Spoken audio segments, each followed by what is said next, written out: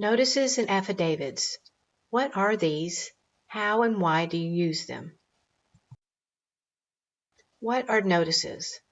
A notice is a way to inform your elected officials, a corporation, a board, or any other entity or individual of a wrong or infringement regarding your constitutional rights.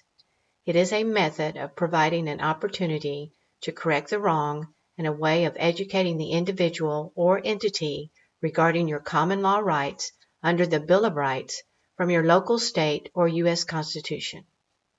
You do not need a lawyer to write a notice. Definition of notice. Notice means information, the result of observation, whether by the senses or the mind, knowledge of the existence of a fact or state of affairs, the means of knowledge. In another sense, notice means information, an advice or written warning in more or less formal shape, intended to apprise a person of some proceeding in which his interests are involved, or informing him of some fact which it is his right to know and the duty of the notifying party to communicate. That's from Black's Law, 4th edition. How to write a notice. A notice should be printed on 8.5 by 14-inch paper, printed on one side only. Why? Because historically, legal documents are printed on this size paper. This is a formal warning which could be used as evidence for a grand jury, therefore the need for legal size paper. Historically, your mortgage papers and all other legal documentation were always printed on this size paper. A common font used is Times New Roman 12 point. You can include as many addressees as you like and as many carbon copies as you like. Keep the original. This is known as the wet signature for your records, and mail copies to everyone else. Mailing by certified mail, return receipt, is recommended as this will provide evidence the notice was delivered. Parts and pieces address. The notice should have a space showing the addressee and sender information.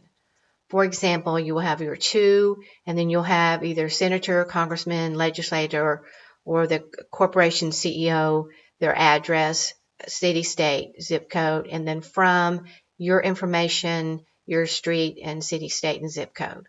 You could also just type blank lines for people to fill them in. And you could also have a list of names if you have multiple names going to the same address. Parts and pieces title. When writing a notice, include a title of the notice of your choosing, usually beginning with notice of or notice to. Under the title of the notice, you must include this phrase. Notice to agent is notice to principal, and notice to principal is notice to agent. This means the recipients are required to distribute copies to those above them and below them in rank. This is an important element in a notice, especially when addressing legislatures. It is okay to inform them what it means, because a school board president will probably not know what this means. Parts and pieces, first paragraph. In the first paragraph of your notice, you will include your full name, one of the people. This is identifying yourself under the common law jurisdiction, which is your Bill of Rights. The term sui juris, which means of his own right. In this court of record, identifying you are coming under common law and your state's appropriate constitutional Bill of Rights article and section number, which shows your rights and authority as one of the people. Also include the phrase that you may provide due care. This means just, proper, and sufficient care so far as the circumstances demanded, the absence of negligence. That's from Black's Law, 5th edition. Here's an example. So you see the title says Notice on the People's Will for an Audit, and then underneath your title you'll have the phrase Notice to Agent is Notice to Principal, and Notice to Principal is Notice to Agent. And then in your first paragraph you'll have I, and then your first and last name, then one of the people, as seen in Article 1, Section 2 of the Texas Constitution, sui juris, in this court of record, am serving you with due notice that you may provide due care. The underlying areas would change according to your specific information, such as you would put in your first and last name, and you would put in your state's constitution article and section number, and the name of your state. Finding your Bill of Rights. Find your Bill of Rights. Some states call them Declaration of Rights by going to www.ballotpedia.org and typing in the name of your state and then Constitution. For example, you would type in Alaska and then the word Constitution if you lived in Alaska. Then you'd look for either the Bill of Rights or Declaration of Rights section and click on it. For Alaska, they call it the Declaration of Rights. So you look for that section that addresses the power of the people. For Alaska, this is found in Article 1, Section 2 of the Alaskan Constitution. And it shows Section 2, and then it says text of Section 2. It titles it Source of Government, and then it'll have the constitutional phrase. All political power is inherent in the people. All government originates with the people, is founded upon their will only, and is instituted solely for the good of the people as a whole. So here's an example. The first paragraph would say, I, John Doe, or your name, one of the people, as found in the Texas State Constitution, Bill of Rights, Article 1, Section 2, sui juris, in this court of record, making the following claims that you may take notice and provide due care. And then the next paragraph, you're going to outline who you are as one of the people and your power that you're coming, what rights you're coming in, and then begin laying out your arguments for the paper. Please take notice that all political power resides in the people and government is formed for the sole benefit for the people. We, the people, have the inalienable right to alter, reform, or abolish the government as we think expedient. We have the right to check for maladministration of elections. All public officers are our trustees and servants and take an oath of office to uphold the Constitution as documented below. And then the next section, you're going to put your constitutional article and section that lays out who you are and your political power. So in this example, it's the Texas Constitution, Article 1, Section 2, inherent political power. All political power is inherent in the people, and all free governments are founded on their authority and instituted for their benefit. The faith of the people of Texas stands pledged to the preservation of a republican form of government, and subject to this limitation only, they have at all times the inalienable right to alter, reform, or abolish their government in such manner as they may think expedient. And then you can highlight whatever section that you want in there. And if you do highlight, you want to put that phrase, emphasis by highlighted added. So this is just an example. For your state, it would be whatever article and section for your particular state that goes over your inherent political power. Grievances. The main body of the notice would consist of explanations of the grievances and documentation of the various Bill of Rights that have been violated. You could include links to articles or any maxims of laws, definitions, oaths of office, or any other factual proof you have to substantiate your claims. You may use any state Bill of Rights that addresses your situation, because remember, if you've watched the other videos, all the Bill of Rights in all the states apply equally to everyone. Your closing paragraph in a notice should include wording that binds them to either admit guilt by not responding to your notice or requires them to show where they got the authority in the Constitution to do what they are doing. Closing paragraph example. So here's an example of the closure on a notice. If you believe that you have the authority to allow crimes against the people to whom you swore an oath to go unaddressed, please respond to this notice within, and then you can specify the number of days. If you want 3 days, 5 days, 10 days, you can choose. Point, by affidavit, sworn under penalty of perjury with the constitutional provisions showing where you are granted such authority.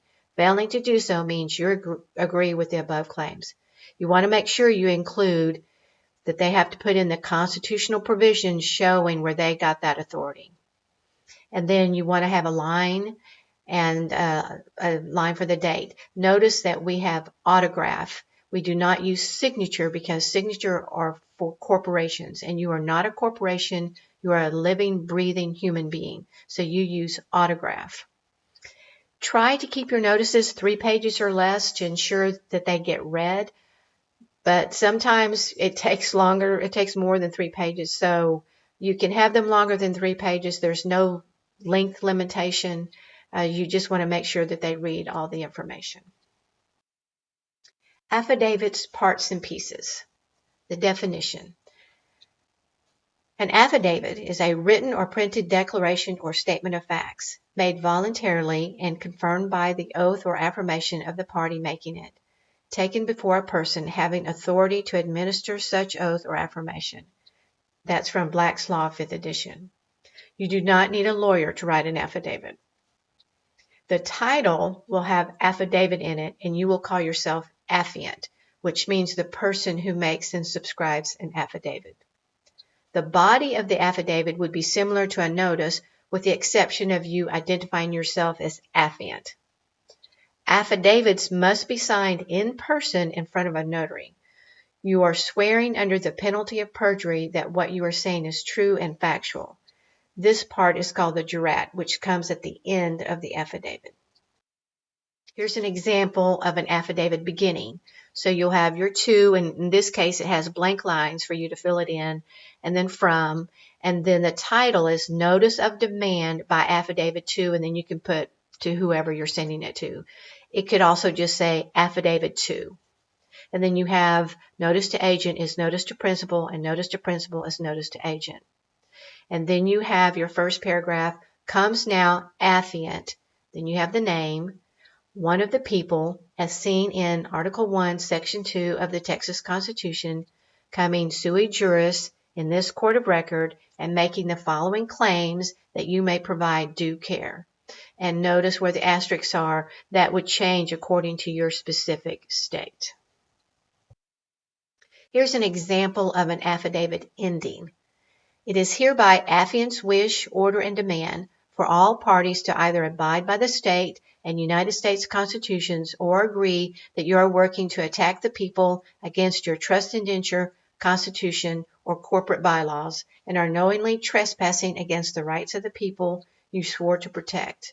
If you disagree that you have exceeded your job description and constitutional authority, you must respond within 5 days with an affidavit answering point by point how you have not violated your oath of office. So again, this is just an example. You can change it just to give you an idea. Here's an example of the Jurat. This is the section that has to be filled out in front of a notary. So you want to make sure you do not sign it until you are in front of a notary, because it has to be notarized and they'll put their seal on it. And you could get examples of these for your specific state, probably online. Final thoughts. Just like on the notice, you would keep the original of the affidavit and mail the copies by certified return receipt to have proof of delivery, or you can hand deliver the affidavit and have someone videotape you as you do it. You can send multiple notices first or a single notice and then follow up with an affidavit. The notice needs to be done first. Only accept a response by affidavit. You want to know they are telling the truth. Many times they will not respond at all, and that's perfectly fine because then you have them on maladministration. If they do try to respond by email, just remind them that they're supposed to respond by affidavit. Notices and affidavits are a tool for we the people to hold our government servants accountable and to educate them. They also become evidence against them for their maladministration. I have put several links down in the description box below for additional training and videos for doing an affidavit or notices. Some are from Dave Jose and others are from the Affidavit Mamas. Please check those out. And thank you for listening to this presentation.